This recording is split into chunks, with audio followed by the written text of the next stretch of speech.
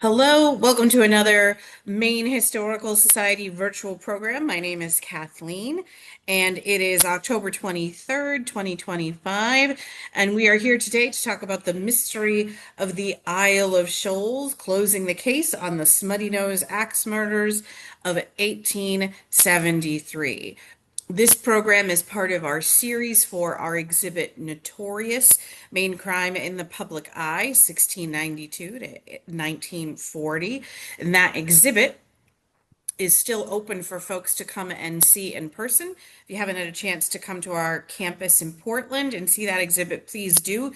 It's going to be open through December 31st. You can visit mainhistory.org to learn more and to buy your tickets in advance. Before I introduce our speaker, we'll just take a moment and remember that Maine Historical Society acknowledges that we are on Wabanaki homelands, and really wherever we are in Maine, we are on Wabanaki homelands, and we recognize the inherent sovereignty of the Abenaki, Maliseet, Mi'kmaq, Passamaquoddy, and Penobscot nations within these lands and waters. Understanding Wabanaki history is vital to understanding Maine, and we are committed to our partnership with the Wabanaki community in presenting our historical content and programming. Joining us today is J. Dennis Robinson. He's the author of this book. It's a great book, Mystery of the Isle of Shoals. I'm going to share a link in the chat where you can purchase your copy from MHS if you haven't yet.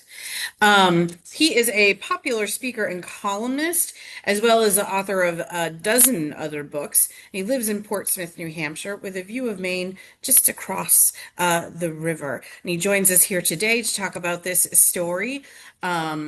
The murder on the Isle of Shoals, or the Smuttynose axe murders of 1873. Jay, thank you so much for being here with us today. Kathleen, thank you for making me do this. Um, you talked me into it.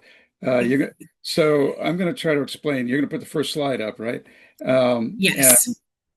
so I can see what's going on. Hmm. Uh, I haven't done this because, first of all, it's really important for me to get the feedback from the audience. And I don't know if there's two people out there or 800 people. I don't know where you are. I'm assuming you're in Maine. And I'm used to giving live talks, but also I have really, really bad eyesight.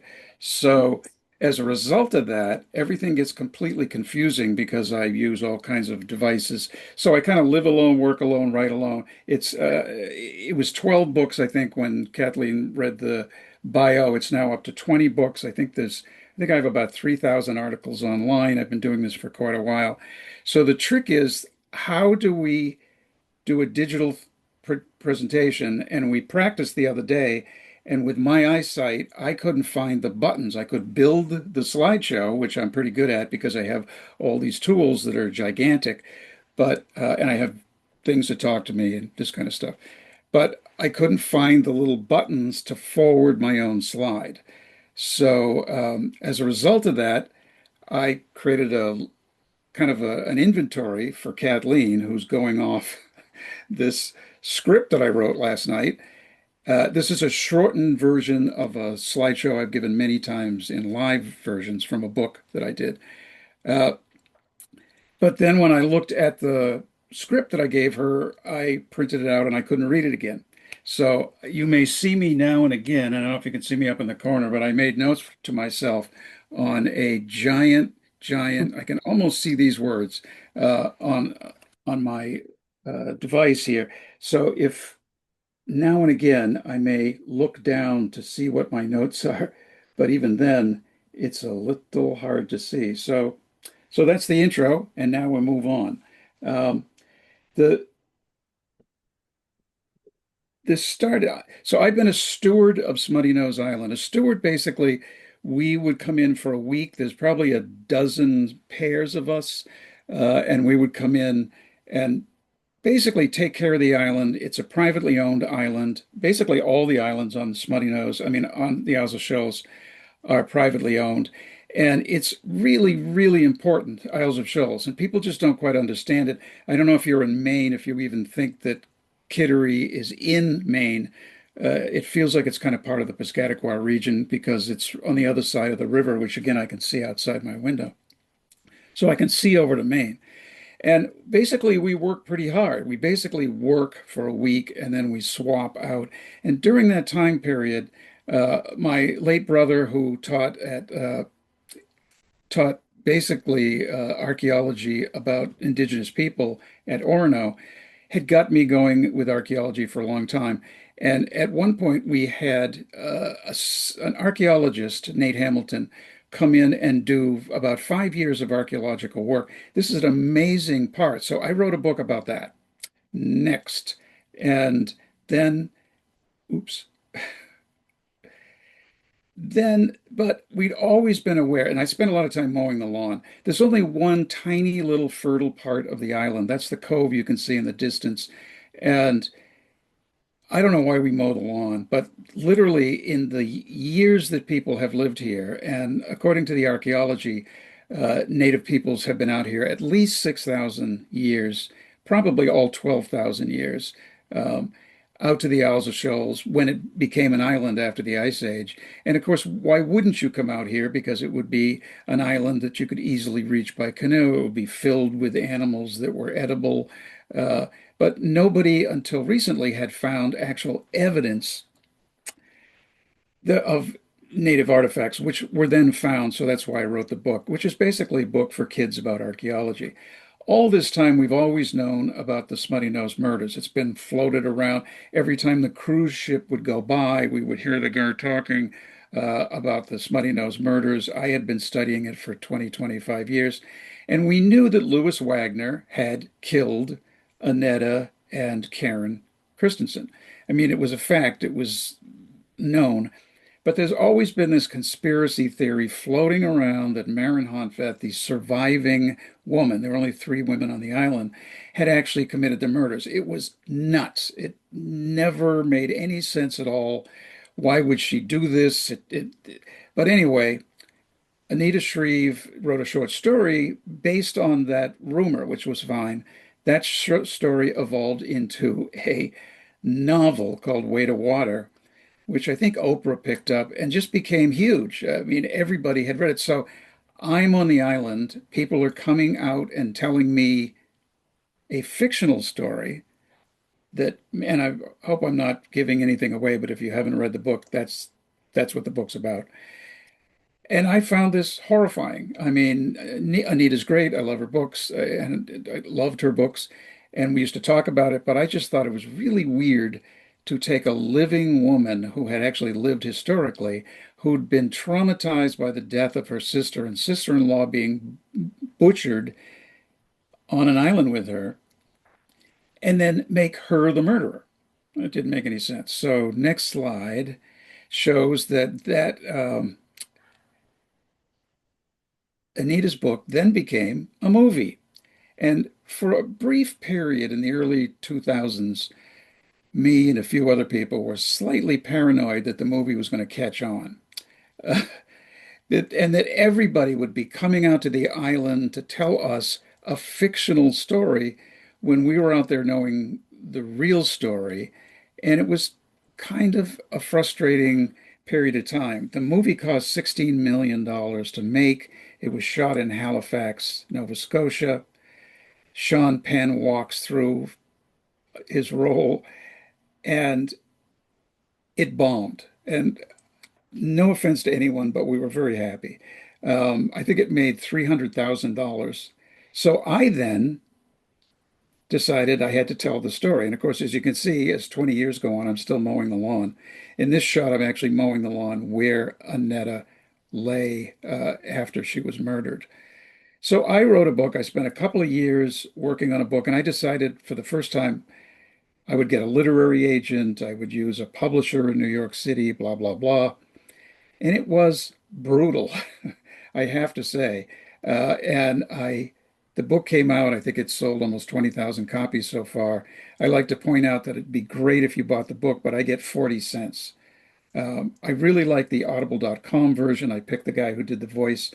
There is a paperback version. I think there's a Kindle version. But for me, that was 10 years ago. And it was a very hard climb to tell the story because I'm not into that gory, crispy critter, grisly, true crime stuff. Every book I write is different. They're on a different topic. And I'm interested in the context. I'm interested in why this happened, and more than why this happened, why we are more interested as Americans in the fake version of the story, in the fictional version of the story, because people kept coming out and saying to me, hey, I read the novel. I know that Marin did it. And I would say, you just said the word novel. And people would say, yeah, I read the novel. And I would say, well, I have a degree in English lit. And I would throw it around and say, a novel is not real, right? And people would respond by saying, no, no, it's real. It's a historical novel, in which they actually thought that if it was a historical novel, everything in it was real. And this freaked me out. So I wrote the book. Next slide. Oh, so I'm going to try to tell you the story as quickly as possible here.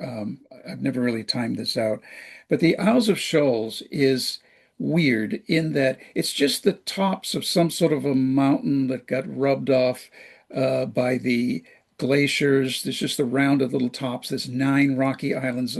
There was almost no vegetation until like the 20th century.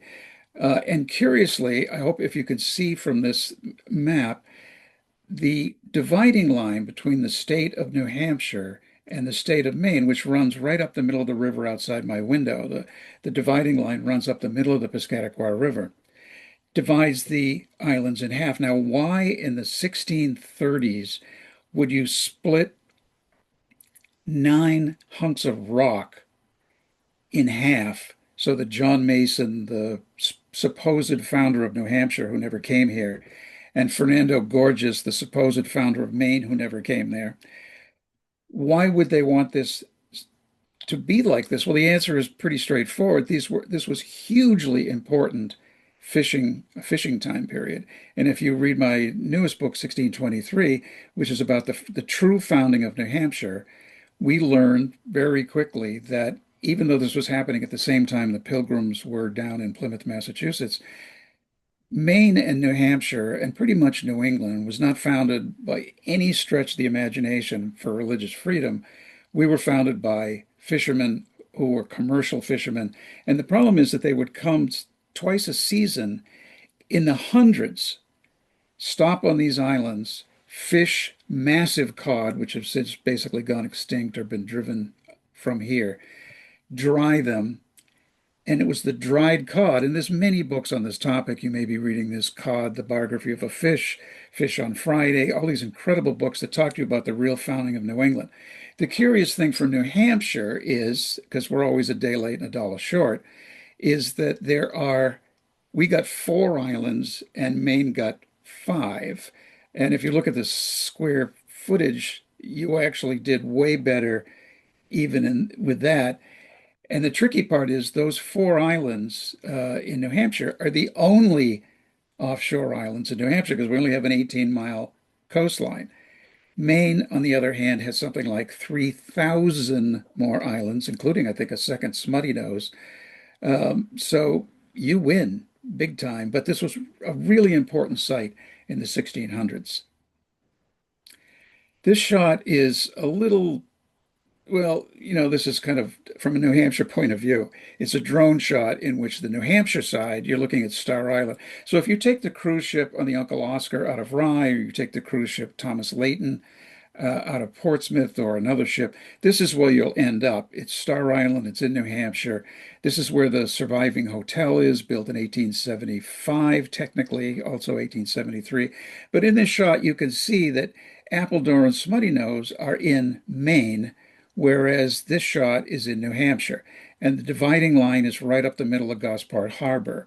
There's connecting modern structures that connect it with Cedar, but nobody walks across that area. You take a boat, and it's about a 10-minute row on a good day between the two for me. So when I'm on Smuttynose in Maine for a week every year, and I recently retired from the Stewarts, we would row over to here to this island to get water and to get anything.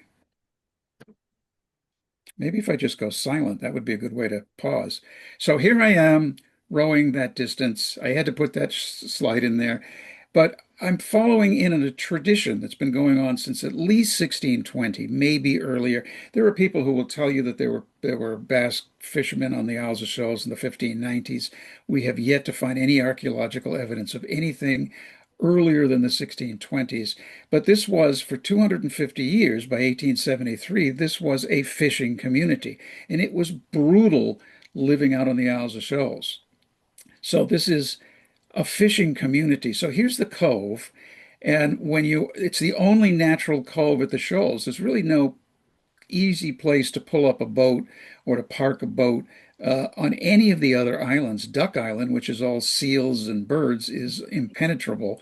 Uh, and yet, look at the rocks. I mean, anybody who comes here for the last 10,000 years maybe would have to climb up over these rocks. That little spit of rocks to the side is the fake man-made base of what was a fish house for a while. We're looking at Malaga Island, which is a little dinky-winky island that's connected to Smuttynose at and this is what you get. I mean, I don't think anybody has lived on Malaga Island since 1642. And then in the distance is Appledore Island, where the hotel and Celia Thaxter and all that crowd were, which is now the Shoals Marine Lab. But this is how gorgeous it looks when we're looking down at the cove, and everybody that comes in here has to come in this way. There's no easy other way to get to the island, which is why when we're out there, very often, if the weather's bad, you can be isolated out there for almost the entire week that you're out there. This is the same cove looking from the other angle. These are the two boats that I was using. Because I don't see well, I never use a motorboat because of the damage I could do to others. So I would always row back and forth, particularly if we needed water. Um, there's no electricity, except we've hooked up a solar panel now. There's no bathrooms. There's a chemical composting toilet. It's privately owned. There's no roads. There's no snack bar. There's no souvenir shop. It's a raw 27-acre island with a tiny little bit of greenery, two buildings, and then the rest of it, the next 25 acres at the back, and I would clear the trail every year for about 25 years, is basically 400 attacking seagulls that poop all over you whenever you go up, scream and attack you, muskrats, a few green snakes, and after that, basically just poison ivy, poison ivy, poison ivy, all the way to the back of the island where there's a little cairn. So people who would show up, with their flip-flops and think they were going to go on a little walk. This is only 10 miles from my house here, but it is like living in the Mesozoic era. I have been attacked and pooped on by hundreds of gulls who eat their young and also eat the young of their next door neighbor. And they also eat the old people. But this is the wildest place you can be and still be right next to Portsmouth. Confusing, however, there's two houses now, but look how busy it was back in the 1890s. So here we are looking back again at the Cove at the Oceanic Hotel, which is now in New Hampshire. That was built in 1873. It was being built at the same moment that the murders were occurring, which I will talk about it in a bit. But here's that area where the Haley family, who lived out there for about 75 years, kind of like homesteaders out there with just Haleys, Haleys, Haleys. Everybody is a Haley, it seems. I get letters every day. Um, and then this is the cove, and as you can see, it's almost empty now. So it completely empties out twice a day with the tide, third fastest navigable tide in America, right? Or maybe the whole world, I don't know. And so we're on Malaga looking up. And in the next shot, you can see even more. So in Wagner's time, this is what it looked like. Now, the weird thing is that there were a lot of buildings on the island, but by 1873, there was nobody on the island. The Leighton family, who had bought all the Maine islands, Thomas Leighton, who the boat is named after, had built a hotel on Appledore nearby. But when he moved here, there was already a hotel. It's over on the left-hand side. It's gone now. But it was called, and think about this if you're from Maine, the Mid-Ocean House of Entertainment. It had 22 rooms, built maybe as early as the 1813s, 1820s. Who's a tourist in 1820? Like nobody. It would be adventurers or fishermen. And why are you out on an island? Well, the fact that Maine is probably one of the first dry states, or maybe it is the first dry state in America, right, may tell you why it's the mid-ocean house of entertainment. But that was abandoned and smelly and falling apart by 1873. The fish house was no longer used. The Haley family was gone. And this building that you can see in the center, the Haley Cottage, that's where we stay today as the stewards, and everything else is gone except a little cottage that was built in the 20th century. So when after Wagner commits the murders, he has to, and he's searching for Marin, he has to look. She could be anywhere on this island. So the story really involves around the people. John Hontvet is the key character. He comes from Norway. He's probably in his 20s, early 30s. I can't remember his date. He's here right after the Civil War. And this is very common that families, immigrant families, this is back when we liked immigrants, right?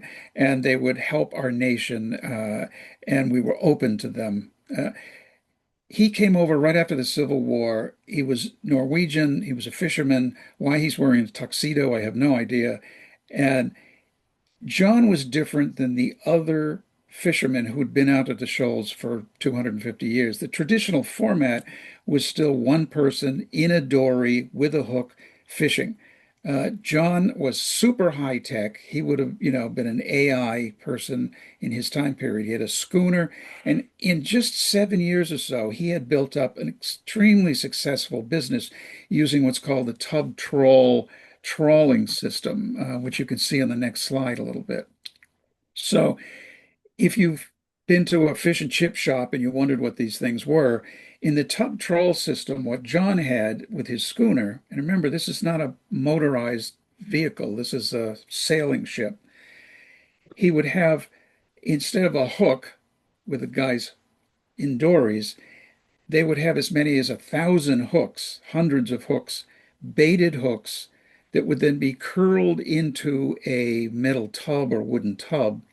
And then those hooks would be set out maybe with a net, and these blown glass balls would float the net and the hooks so that when he came back the next day, he could find the fish. So instead of getting a fish, he's getting a boatload of fish, as the next slide shows you.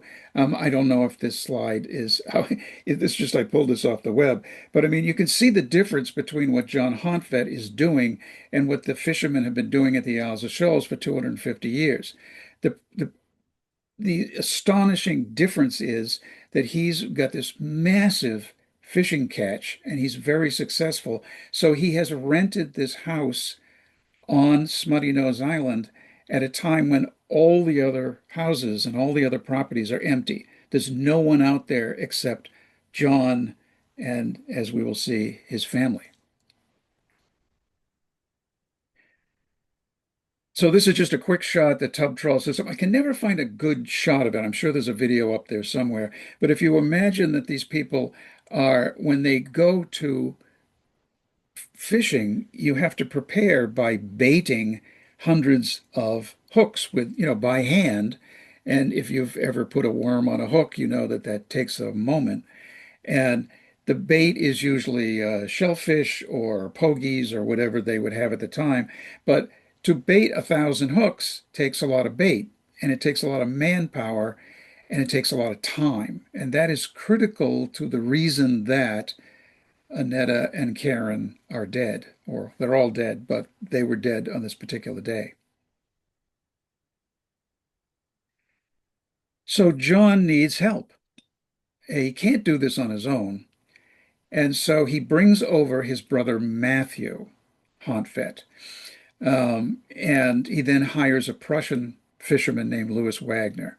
Now, I want to make sure that everybody understands what's going on here, that uh, the picture of John is real. Portsmouth Athenaeum, thank you very much for the use. But what I asked AI to do, because we have no picture of Matthew, so I asked AI to take John and create a brother for him. So the shot in the lower left, in the middle, is not Matthew. It's an imagined version of what Matthew looked like if he looked like John. And then Louis Wagner, we actually have one picture of the murderer, Louis Wagner, but he looks really good because it was taken just before his execution. And we know that he was not, he was kind of a rough character. He had been here almost in America almost as long as John Honfett, but he was impoverished. He had no money. We know from the trial transcript that he didn't have a couple of pennies to buy a plug of tobacco. He was behind on his rent. But John finds him at Star Island and hires him. Wagner is 28 years old, and it turns out to be the worst thing that he ever did. It's typical then as now for a person to immigrate, well, again, before it was a good idea, immigrate to America, become the breadwinner, and then either send money back home or to take the money to bring family forward. Oops, a little too early. So Marin he brings Maren Christensen. Now, my theory is, and I could be wrong, that Maren knew him or may have known him in Norway, but it appears to be an arranged marriage. Maren is 4 years older. I'm not sure that they knew each other. They don't have children for many years. And it would be typical for John to pay her passage, and then he meets her in Boston and marries her quickly. And Marin brings her sister Karen. Now, again, the two couple, Marin and John, are real photographs. The Karen picture, we have no image of Karen, so this is my recreation of what Karen might have looked like. Karen is very unhappy. She hates it here.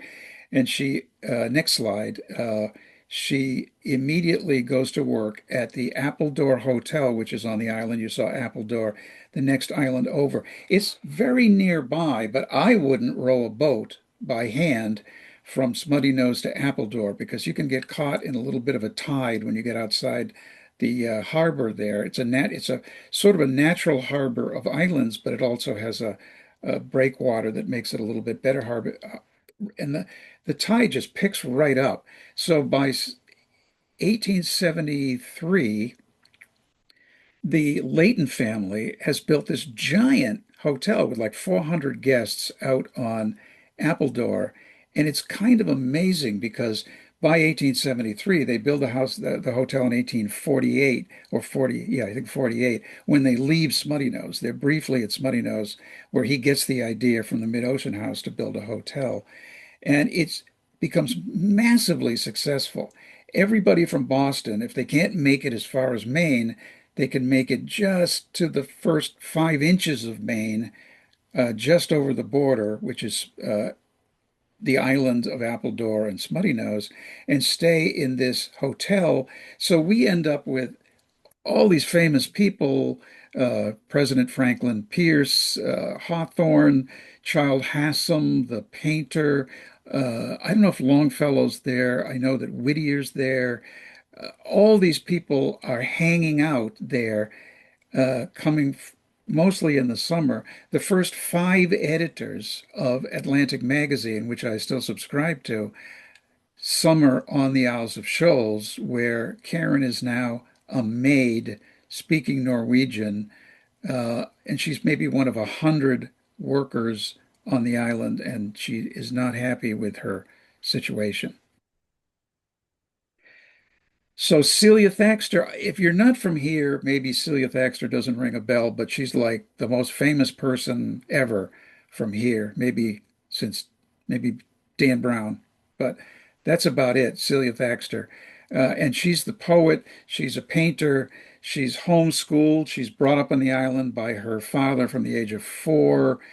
She's kind of a wild child. She's brilliant, she's artistic, she's an environmentalist. a bit of a racist, of course, as everybody in that time period, but we don't talk about that too much, although I've written a couple of essays. And so she becomes the famous person. And by 1873, she is so famous. And of course, she's writing for Atlantic Magazine because the editors are all out there. And she's writing poems and children's books. And her she draws all these artists to this salon where there are musicians and artists who are hanging out. It's her family that hires Karen, and it's her family that rents the island Smuttynose, which they own, to the Honfet family. And here's what they rent. This is a weird shot because it's the Victorian version of Photoshop. There's other buildings there, but they've been whited out, probably in reverse with actual paint. So when we see this shot, which was probably taken after the murders, you can see that the Honfet house is a duplex with 2 stories. It looks very similar to the Haley cottage, which survives, but this is gone. And this is the building that John rents, and now he's there, Matthew's there, Wagner's staying with them on the other side of the duplex. I don't know if Matthew sleeps on the boat. I don't know if he's in the building, but John and Marin are there, and Karen is not there. She's at the hotel. Whether Wagner met her very often or not, we don't know, but this is what the house looks like. Next, John brings over Marin's brother, Evan or Ivan from Norway, and his young wife. I say Annetta, some say Annette, some say Annette. I'm just going to say Annetta because that's what I say. Once again, those two people are AIs, although I think that's an actual, probably a famous Norwegian singer or something. Uh, and I could have created the picture of Evan. He brings them over, and of course, this creates kind of a conflict because now there's more people in the house, as you can see on the next slide. Oop, as you will see on a future slide. Yeah, so okay, we just jumped to the murder section. That was quick. So this is my view, and I was really glad to fiddle with the slideshow this time to try to get this idea across, is that this is who's now living in what was called the Red House. People now call it the Murder House. They call it the Honfet House. It's just this duplex that somebody else built that was on the island that the Honfets were renting. So you've got John and Marin, you've got Annetta and Evan, you've got Matthew, and then you've got Wagner, who is staying on the other side, the far side here. And Wagner turns out to be a bit of a dud. He's 28 years old. He's a dory fisherman by trade. This is what he does. But we know nothing about Lewis until the murders. So we know nothing. Anybody that talks about him can only draw information from what we learned after the murders, during the trial, during his arrest, and all this kind of stuff. But he looks to be the kind of guy who was scamming people. He was over on Star Island. He doesn't have a nickel. He never has any money. He's a weird kind of character. He's a teetotaler. He doesn't drink. He's very reclusive. He is a strange kind of guy. And yet somehow weirdly attractive to women, which is something I could never understand. And but a fascinating character. And remember, he's Prussian, so he's speaking a different language. His version of English is different from the Honfet's version of English. But the upshot is that Lewis has to go. He's not pulling his weight. He keeps saying that he has rheumatism. Annetta and Marin are taking care of him while the men are out fishing. He doesn't feel good. Something's up with this guy. So they get rid of him. And they send him back to Portsmouth. And this is, if you haven't been there recently, this is South Street in Portsmouth. This watery area is now Strawberry Bank Museum, which was filled in. So when you see that flat area at Strawberry Bank Museum, that's not like a parade field. It's filled, it's puddle dock, and it's filled in. and it's flattened. And this was pretty much the roughest part of town. Water Street, now called Marcy Street. Prescott Park would be on the other side of that little bridge there. And this is literally Strawberry Bank at that time period. But in Wagner's time in 1873, it's a rough and tumble neighborhood. He's living in kind of a flop house. He's got a room with two other guys crammed into a little tiny room. He's 5 or 6 weeks behind on his rent. He doesn't have any money. He hasn't got any work. He's been kicked off the island where he was living basically in the lap of luxury. And if you want to read more about this, I actually wrote the history of Strawberry Bank, so it's a big hardcover book, and this picture is in there. But that this is, and there's also, I don't know who's listening, so I have to be careful here, but there are something like 9 houses of ill repute in this little stretch of the south end of Portsmouth, which is now totally gentrified, of course, and they aren't closed until about 1912. So it's pretty crusty area at the time. Next.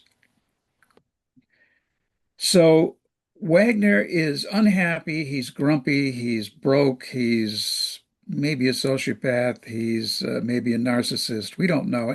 And I stay away from that mostly because until recently I didn't know what a sociopath and a narcissist was, but now, thanks to politics, I do. And he's out on the dock when John pulls up in his boat, the Clarabella. And John talks to Wagner because John's a nice guy, but he makes the biggest mistake ever. Wagner comes out, and there's Evan, and this is not a real photo. This is from a movie at UNH. Um, John Perot in Portsmouth wrote a song that you can find online called "The Ballad of Louis Wagner," which this is from the kind of the rock video, the video of it. Wagner comes out and he starts talking to John, and John is telling him how great life is. And this is the last thing that Wagner wants to hear. Um, and he says, "How are you doing?" And John says, "Unbelievable. We're doing really good. Matter of fact, we've done so well that I have saved up about $600, which is what, 10, it's got to be $60,000 today at the very least. This is 3 times what a fisherman would earn is in a year. So it's a huge amount of money. And he tells this to Wagner, who says, "Okay." And John says, "If you want to come back a little bit later when the train comes in and bait some hooks, I'll give you a little bit of money." And Wagner says, "Okay." And then something happens. Next slide. The train is late.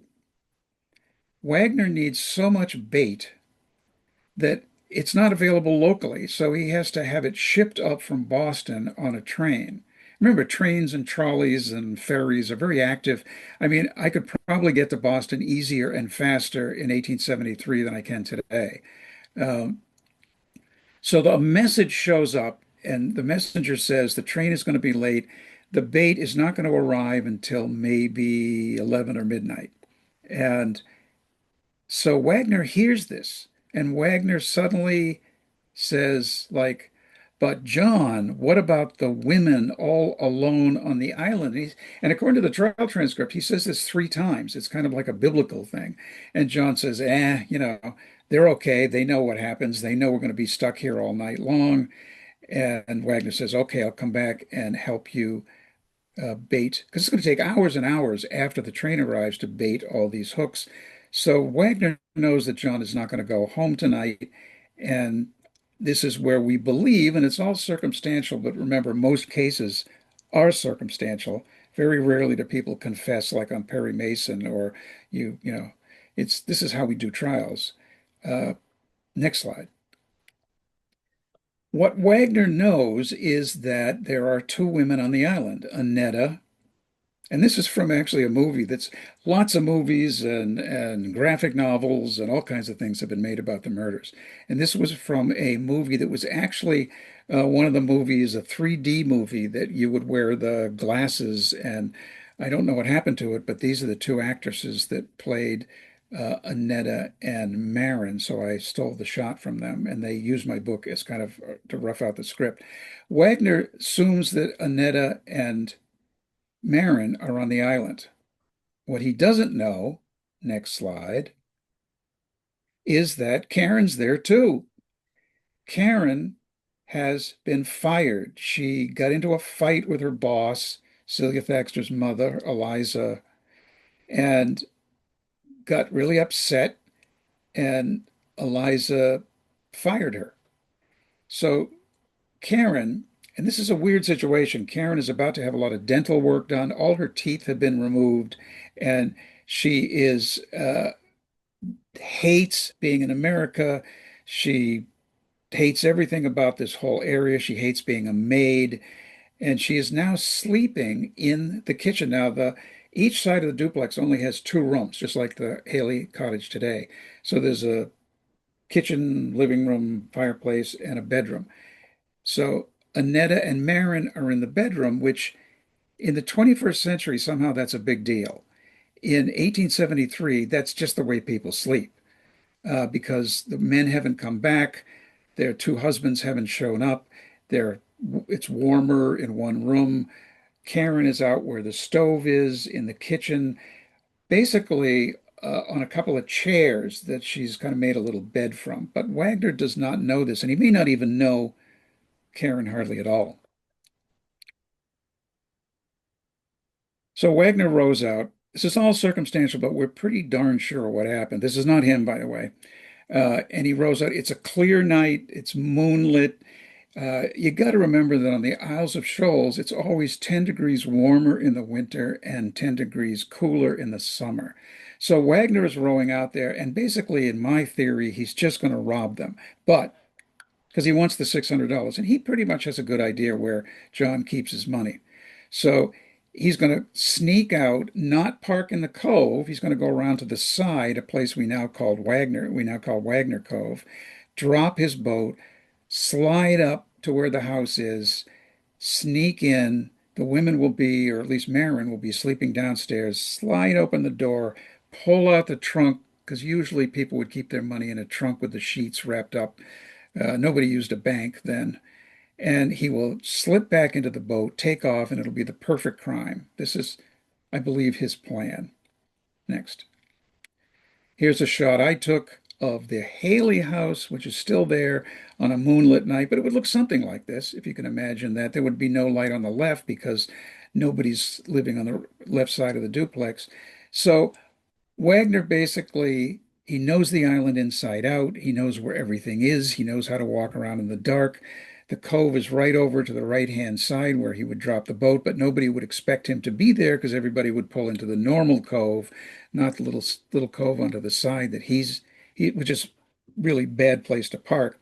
He will come up, he will open the door, which he knows is never locked, slip in, slide the trunk out, and take off. But he cannot be identified because once he's identified, if anybody even sees him for 1 second, they all know who he is, or the two women. He doesn't know Karen is there. He opens the door after waiting to make sure everybody's asleep. He stole the boat, by the way. And before that, he went to a bar to set up an alibi because he doesn't drink, but he would later say he was drunk all night. And he's a very spontaneous kind of guy, which goes with the sociopathic kind of personality. He opens the door. Uh, this Karen is shocked. She thinks John's coming back. She screams, and Wagner picks up a chair and slams her with the chair. He doesn't know who she is. He doesn't know why she's there. And eventually, with a little messing around, because it's pitch black except for the moonlight, Karen, who's wounded, gets in the room with the other two women. At this point, Wagner is in the kitchen. The three women are on the inside of the bedroom. They don't know who's out there. They don't know who's attacking them. They don't know what's going on. They're all panicked. Karen is wounded. And Annetta decides to jump out the window. She's the young one and go look for a boat in the harbor. If she can get in a boat, she could actually steal the boat of who's ever there. Maybe she can go get help. Who knows? She gets outside. Wagner spots her, and Wagner goes and gets an axe. This is a photograph of me holding a cell phone and an axe uh, with the Haley House cottage in the background. So Wagner then attacks Karen with an axe that he did not bring. He's using the axe that was from the island. So he doesn't go with a weapon. He picks up a weapon of opportunity, attacks Annetta, and as he is attacking her, she screams, Lewis, Lewis, Lewis. And this is what Marin hears Lewis's name. And she now knows what's going on. She's trapped in the room with Karen, who is too broken up and damaged to escape. So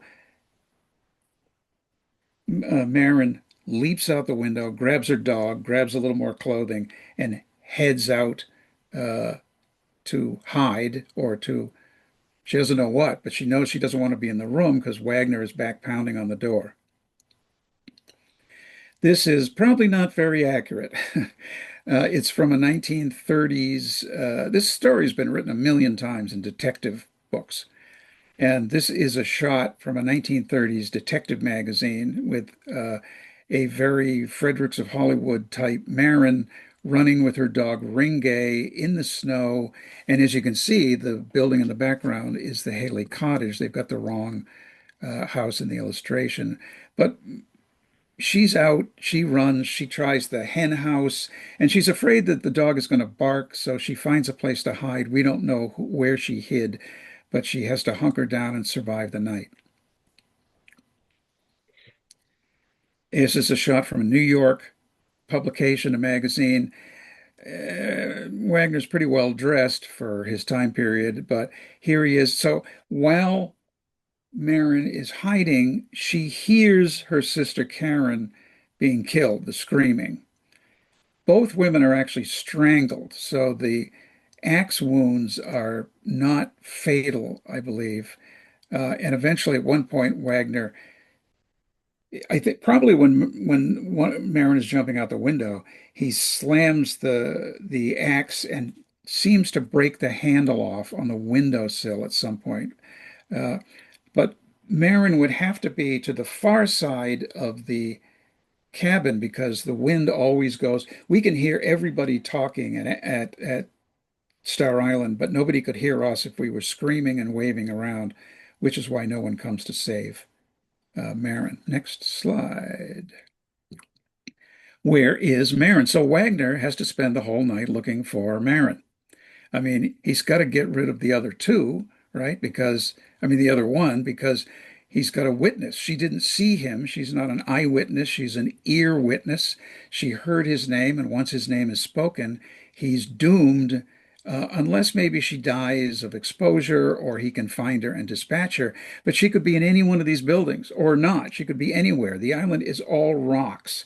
And so Wagner starts looking for her. He never finds her. He drags Annetta's body into the house. He eats a meal, which people find pretty creepy. Um, Victorians never talked about sexual things, so there are hints, but nobody ever says anything about it. Karen's body is found on the other side of the duplex where Wagner used to live, under a bed, and he never finds her, and he has to get back before the dawn's early light. Here he is again from clip art, and he's got to get back home before anybody figures out that he's gone. The problem is that uh, the sun is going to come up. And so here's a map of the Piscataqua. My house isn't quite on, it's a little further down. But Wagner would, in the next slide, you can see he would row right up the middle of the river because in the dark, when he steals the boat at like 8 o'clock at night, he can go right up the river. And what everybody has to understand about this is that we have this huge tide. If you catch the tide, and Wagner would know exactly when the tides were, people will tell you that you could get in a boat, practically lift the oars up, and in a few minutes, 30 minutes, you would be 3 miles up the river headed to the Isles of Shoals just from the power of the tide, the undertow would drag you out there. But on the way home, he can't go that way because people will be waking up. Fishermen get up early. Everybody gets up early in 1873. And so he has to find an alternate route home, as you see in the next slide. He has to go around, he has to avoid the main drag and go around Newcastle Island. And I know a lot about Newcastle Island because I just wrote a book about Newcastle Island, which you can find on Amazon. And he stops there and he has to get out because the sun is coming up. Next slide. He abandons the stolen boat. And this is just kind of interesting to me as a kind of a local yokel history guy, is that he drops the boat at a place called Devil's Den, which is now filled with like $1 million yachts and is just below Wentworth by the Sea Hotel. But in 1873, the Wentworth Hotel has not yet been built. It will be built the following year, roughly by the same investors from Massachusetts who were building the Oceanic Hotel on Star Island at this very moment, that very night that the murders occurs. Here's a shot of Wentworth by the Sea many years later. So his boat would have been tucked in right at the bottom of where that walkway comes out. And I know a lot about this because I wrote a book called Wentworth by the Sea, which is available on Amazon.com. Next. So Wagner is actually spotted by Sarah Campbell, the woman that is the original owner of the Wentworth Hotel. Wagner gets out of his boat, and now he has to hoof it back to Portsmouth, which is a few miles away. This is a scenic bike tour that we all take around Newcastle, which was an island for the most part, right next to Portsmouth. So Wagner it's icy, it's March. He has to scuttle across some frozen area, marshy area, through a cemetery, Riverside Cemetery, which is still there. And what you see in the distance, which is the causeway, because the island is now, roped down and tied to Portsmouth by a road. But in the 1873, there were three bridges here, toll bridges. So Wagner has to actually walk as the sun is coming up across the three bridges. And weirdly enough, at this very moment, the ice flow has knocked out one of the bridges. So Wagner has to wait with a bunch of people who are coming into Portsmouth to go to work from Newcastle, and they're waiting for a ship, ferry to take them across because the bridge is busted.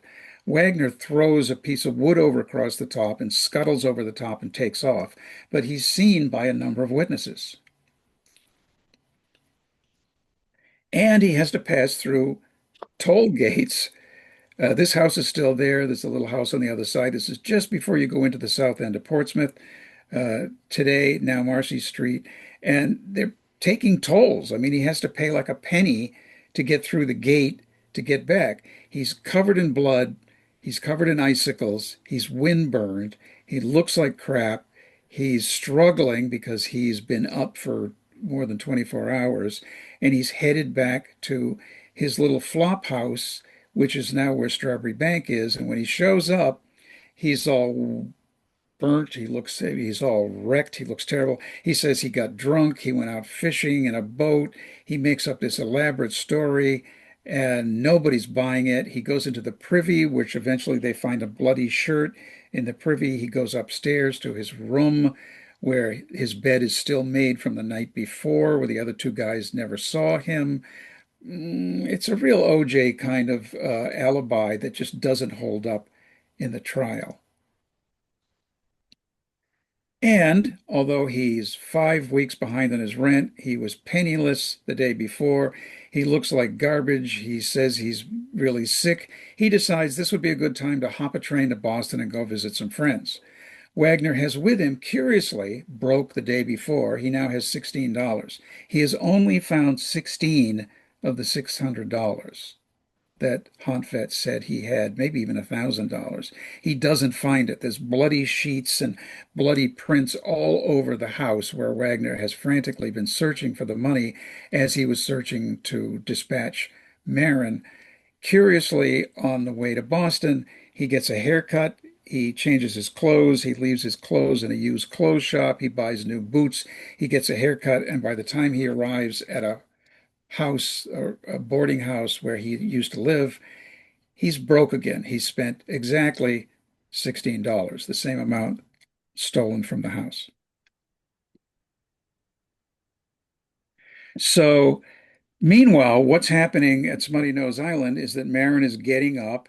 She has survived the night. This is the shot of what it typically looks like on a misty day. On a misty day from the house, we can't see a cove. You can't see the hand in front of your face. But on a clear day from Smuttynose, I can see every other island. And Smuttynose at its peak is only 30 feet above sea level, so you can see how that's going to work out and why we were doing the archaeology. Rumor has it, remember, now this is already becoming, it's in the newspapers, it's going to become part of tourism forever. There's a rock that sticks up on Smuttynose that's like a jagged tooth. If you're sitting on the porch of the hotel, which is being built at this time period, it looks like a great place to hide. And so it's been named Marin's Rock, and it showed up on souvenirs, stereographs, and people's been calling. If you come with me in the summer and you take your shoes off and we walk out to Marin's Rock, you will never make it. It's so jagged, it's so rocky, and remember, it's in the winter for Marin. She's barefoot. It's nice to have these imaginary symbols, but we have a lot of those in our culture. The Marin then is waving to the men who are working on the Oceanic Hotel, but as I mentioned, the sound always comes. She could hear them probably talking in their hammers, but when she's standing up on a rock waving at them, they just wave back because they can't hear what she's saying. So she has to find her way off the island where her dead sister and sister-in-law are. AI, thank you very much.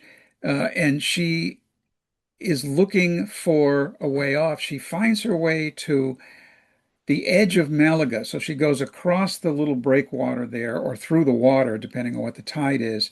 And she gets to the other side of Malaga, which is that area that I said I wouldn't row a boat because the current is too rough.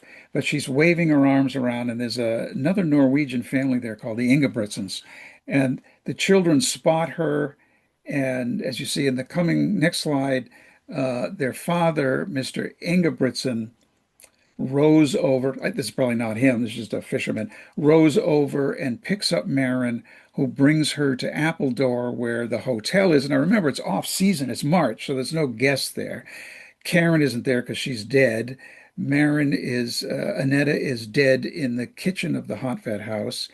And in the next version of this slide, the woman that takes care of her is Celia Thaxter. Celia Thaxter will go on to write one of the first true crime essays called A Memorable Murder, which you can download. She writes for The Atlantic in 1875, and she's highly criticized for writing about the murder because women are not supposed to write about stuff like that. They're supposed to write about birds and poetry and flowers. So she writes this Memorable Murder, which is an early true crime. And she ends up actually taking care of Marin, who is not in good shape, but she survived the night. She's suffering from exposure. Her feet are bloody, and Celia was really on the scene when she writes this amazing essay 2 years later in 1875, just before Wagner is hanged. Then the men who have baited the trawls and put all the glass balls out and put all the hooks out arrive. And as they're approaching Smuttynose, they're hailed from people at Appledore. They go in. There's John's wife, Marin. She's a wreck. She's screaming, Lewis, Lewis, Lewis. Uh, Evan goes to the island, finds his young wife horribly murdered. He really almost never recovers. He does work for Celia Thaxter for a few years. He goes back to Norway, gets married, and actually does come back here at one point, but he's completely devastated. Matthew kind of disappears, goes back. Um, Next slide. And there's the axe. So this is I think Maine has this now, right? I mean, it's So it's in the exhibit. It's in our notorious exhibit right So now. It's on, you got our murder weapon. that's Okay. right, it's on loan from the Can Athenaeum. we have it back after? Is You can. okay. So we've had this. It's been in a little room. Uh, People see the little crusty stuff on the edge. They think it's blood. No, it's rust. But you can see where the handle was broken up. There's a whole story. All this is in the book, which is why the book is 400 pages. And some people say it's too long, but that's how I did it. Next,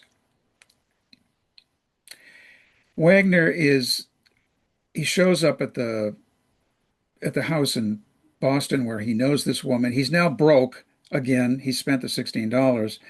So he's asking for a free room and board. He falls asleep. He looks like garbage. He's ranting on these weird, mumbly things he keeps saying. And the woman that's in charge of the boarding house just calls the cops who pick him up. Meanwhile, the police from Portsmouth have telegraphed his name to the police. They know exactly where they think he's going to go, and he's there. They pick him up. He doesn't resist. He doesn't say anything. He's kind of catatonic. He's dragged off to jail and finds out that he loves being in jail. People come in and visit him. He likes to talk to the people who want to see the murderer. And then he is whisked back to Portsmouth on the train the next day with a policeman from Portsmouth who goes down to pick him up.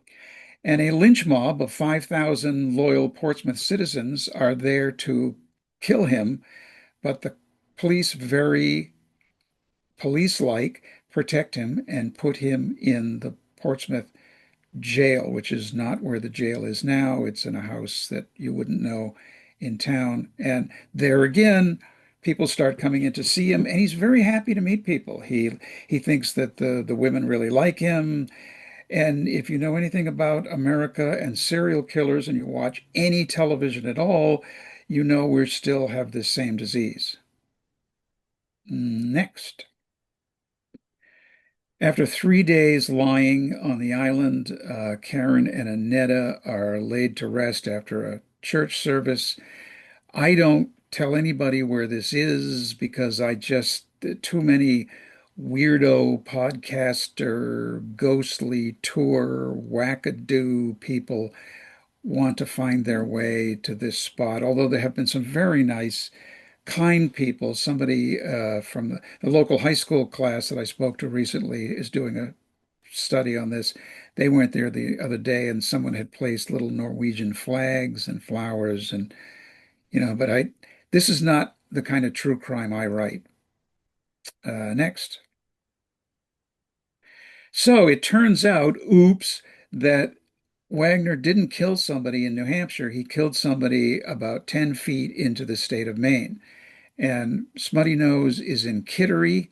Kittery is in the Shire of York. And the courthouse is in Alfred, Maine, a lovely little quiet town that I would love to move to, but I don't have a car. And so that's what, and look at this shot of Wagner. You can see that this is what he looks like. This is what he was photographed.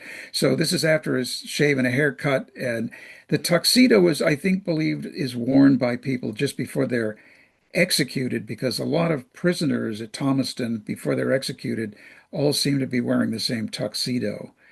The court trial is 9 days. Wagner has no case whatsoever and he is convicted. And while I was there in Alfred doing some research, somebody said, "Oh, the prison is still there in Alfred. You can go see it." And I was like, "What?" And I went down the street, just walked down the street, and there's a brick building there with these kind of very tall windows. Went inside, there was a bunch of little shops. I don't know what there's now. And I kept saying, "Where's the jail? What do you mean the jail?" And a woman with a little shop opened the door at the back of her shop, and we went inside. And there in the middle of the building, and I'm guessing it's still there, is, next slide, the jail. I mean, I think you can go see it. It doesn't look that good, but it was brand new. It had just been built. And this is the modern jail system. So the tiered system where there's a series of jail cells on top of another series of jail cells. And Wagner is one of the first prisoners there. And obviously he's the most well-known, famous, because he's in all the newspapers all across the country from the trial. It's been covered every day. Wagner is convicted after 9 days of trial and by a jury of 12 white male men from Maine. He goes back to his cell. He uses probably a wooden toothbrush and he picks the lock of the brand new high-tech jail cell, climbs up on that little railing, shimmies up the pole, goes through a scuttle at the top, brings two guys with him, and escapes. And is caught quite quickly. This is actually a actual shot. I paid $120 for this slide. It's not a slide, but it's one of those double stereo view slides. Wagner is sitting in the cart with the sheriff that picked him up. He's a weird mercurial character. I can never figure him out. I think if you got a copy of Cosmo and there was a quiz called Seven Ways to Tell If Your Boyfriend's a Sociopath, I think he'd hit all seven of the items, but he he escapes, wanders around in Maine a little bit for a few days. The newspapers are bonkers because an axe murderer is loose during tourist season. He ends up in New Hampshire, knocks on a door with his Prussian accent, asks for food and directions to Canada, at which point the people kind of know who he is. He's arrested, and what does he tell everybody? Marin did it. Mm, but Marin didn't do it, except in the novel. Wagner spends 2 years at Thomaston Prison because Maine very kindly gives you 2 years to think about how bad you are before they hang you. And he is hanged with another 28-year-old Maine axe murderer, John True Gordon. John, like everyone, confesses at the last minute, tries to commit suicide, is 90% dead when he's hanged, but the sheriff decides that to carry through, so two men hold up John True Gordon, put the rope around his neck, and they hang on to him and just let go as he is hanged. He's almost dead already. And Wagner is hanged at the same time period. This is from a broadside. Um, Wagner never confesses, which leads to the often told rumor that he was innocent. Because, as you know, no one in prison who says he didn't do it is a liar. And so this leads to all kinds of scuttlebutt, and I deal with all this in the book. And we're wrapping up. Next. Oh, we're almost there. So just, besides everybody coming out on the island for 25 years and telling me that Marin did it, I talked about we should just knock off those people and pile them up in the back like kindling. Uh, but, they're all from Connecticut and New Jersey. No offense to people if you're listening from those states with their flip-flops and not knowing that the seagulls are going to poop and attack all over them. So I had a friend of mine stand where the Haunt-Fed house isn't. I think there's some typos in this slide, but I like it just to show people, and it doesn't convince anybody, but these are the two buildings that still survive. Rossie's Cottage, which was built in the 20th century, and the Haley Cottage, where we, the stewards, stay. Next. Curiously, again, the Oceanic Hotel, which is being built during that time period, is a very modern hotel built by the people that will later, following year, build Wentworth by the Sea. And yet it burns down in 1875, which is the same time Wagner is hanged, which does not mean that the stories about ghosts and pirates on the Isles of Shoals are true, because one paranormal weirdo coincidence does not give birth to the rest. But then, I'm a total buzzkill because I'm out there telling everybody what really happened. And obviously, if you saw the news today, no one cares. Next slide. This is the view from Smuttynose. Um, and you can see that the hotel is different because it was a cobbled together hotel kind of reconstructed in 1875, but that one's still there. It's a wonderful experience. There is no other experience like it. You can stay in basically what's a Victorian hotel, take a shower with, salt water and eat in a group setting. I've done it many times. I can't recommend it more.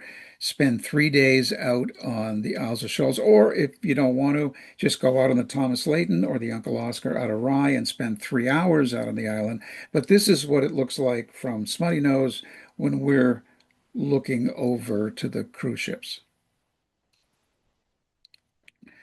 Again, Wagner has a real kooky, nutty, but somehow weirdly clever, ingenious OJ style alibi. He was outside, he got sick, he got drunk, he threw up. He actually came back and tried to bait trolls, fell asleep in the room where he says he was, but he wasn't, blah, blah, blah. It just doesn't hold up in court, but he's on the stand for 2 days telling his story and is then convicted. But just the analysis of his thinking process is what fascinated me. It has been rumored that Wagner had crummy lawyers, and that's why he didn't get caught. He had an incredible dream team, amazing lawyers, a former judge. Everybody knew he was guilty, but the men were clearly trying to prevent him from being hanged. They were still sympathetic to this poor guy who, as one person, he talked to the governor of Maine, and Wagner said to the governor of Maine, "Do you think a man like me could commit a murder? How could I possibly?" And the governor of Maine said, "You look like a man who got himself in a corner and murdered his way out," which is really what happened. He was impulsive. He didn't know what to do. He was afraid of getting caught, so he killed two women and ruined the life of a third. Oh, and you don't have to switch back, but I also did a lot of research on the guy that did the transcription. There's a trial transcript, which is very rare, of 400 pages from 1873. And I spent a lot of time. And Anita Shreve drew, one reason that her book is so realistic is she drew a lot of the information from the trial transcript. She's got actual word for word dialogue in the trial transcript. She just bends it all around to make it look like Wagner was innocent and Marin was guilty, which I drove me nuts. The other comment that drove me nuts was people coming out and saying, and I've heard this like 200 times, people saying there's no way anybody could row from Portsmouth to the Isles of Shoals and back. I mean, if you're from Maine, you're probably laughing now. But if you're from another landlocked state, people just cannot understand that this is how people. John says in the trial transcript that when his boat was in bad shape, he rowed back and forth to Portsmouth in a dory 50 times.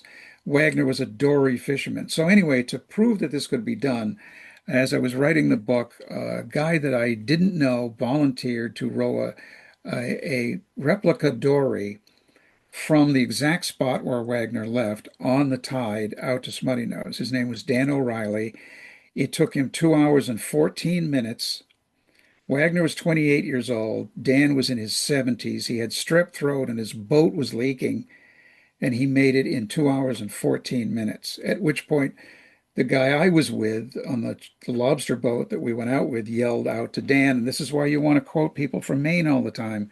He yelled out to him, "Dan, you made it with time to kill." And that's why you want to write about Maine, because you just copy what the people say. There is then the story that Marin confessed on her deathbed in 1876. It was in a newspaper, so it has to be real, right? In 1876, a Maine newspaper, I think in Lewiston maybe, published the story that, and I'm paraphrasing, a woman lately of Smuttynose Island confessed today on her deathbed that she murdered her sister and sister-in-law with an axe. That was in the paper while Marin was actually living in Portsmouth in a building that is still in Strawberry Bank. Hmm. Marin um, read it, saw it, and what nobody knew until a few years ago when we got this thing called the internet was that in the following day, the newspaper printed a retraction saying a hoax had been perpetuated. Marin lived another 10 years, but this is the key plot element to Anita Shreve's novel. And a guy I know actually went to Norway twice looking for the deathbed confession, which was never real. And that's what's up. So anyway, I hope you will buy the book, but as I said, if you buy the murder book, and don't forget that the what what we need more than anything as indie independent authors is you need to leave a review. Unless, of course, you hate the book, then just forget about it. But that is how we survive, is by people writing reviews on Amazon and Goodreads, basically, which is owned by Amazon.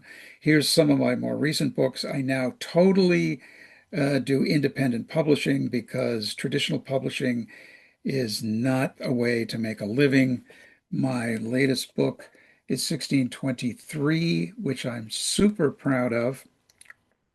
And it was digitally self-published. I think I'm holding up the same books that, am I back yet? Coming back. Here I am. Um, this is so here's what I figured out. I write three kinds of books. I don't know how my timing is, but I write three kinds of books, and they're all Trojan horses. I write kind of coffee table type pretty books. I write history novels. I've just done two. And I do kids' books with a local artist named Robert Squire, who's a genius. No AI whatsoever used in the making of this book. I just finished one about Bunker Hill. This one about Portsmouth. If you pick up the latest, newest issue of New Hampshire magazine, you can read about my 102-year-old father who was at Iwo Jima. So this is kind of what I do for a living. Uh, but, and it's not a good idea, by the way. Please don't do it if you want to make a living. But once you're stuck, I'm stuck. And I had a website out for years and years and years, but we need you to buy from the author if possible, or the bookstore if possible. But Amazon has been a good friend of mine. Jeff Bezos and I hang out a lot. Uh, do people know I'm kidding? I don't know if people know that I'm joking, right? Okay. But he's been very good to me. I get paid better there than I do anywhere else, which is not a lot. And I've got a new website coming out. But the upshot is that what's interesting to me is not the gory, crispy critter, wacky CSI stuff. What interests me is the context. Why? My book is kind of based on Devil in the White City by Eric Larson, in which basically a horrible thing happens within the context of something bigger. In his case, the Chicago World's Fair. In my case, the building of the Oceanic Hotel ended 250 years of fishing on the Isles of Shoals at the very moment that two wives or women connected with the fishing industry were murdered.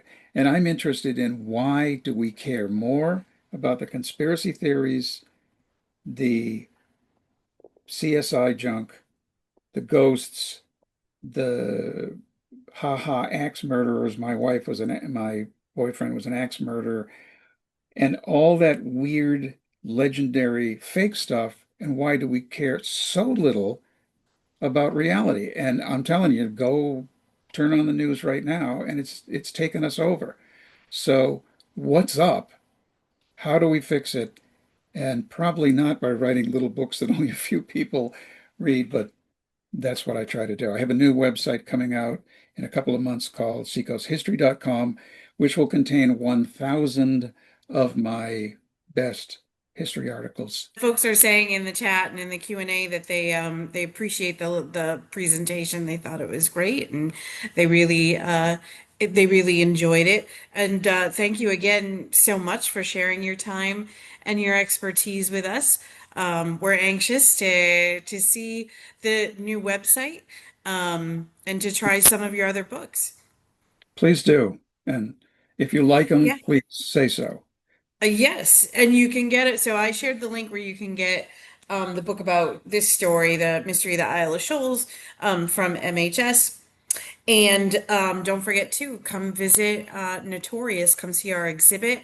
We have a whole section on this story, including the supposed murder weapon on loan from the Portsmouth Athenaeum. So the exhibit is open through the end of the calendar year, December 31st. You can buy. Love the Longfellow House. That's right. Yeah, and don't forget the Longfellow House too. That's Love, open through the end of the month. yeah, great. And your video is good too. I saw you do a video. Thank you. Well, we really appreciate everybody being here. Thank you so much for taking some time to be with us here today, and hope we'll see everybody back here again real soon. Thank you.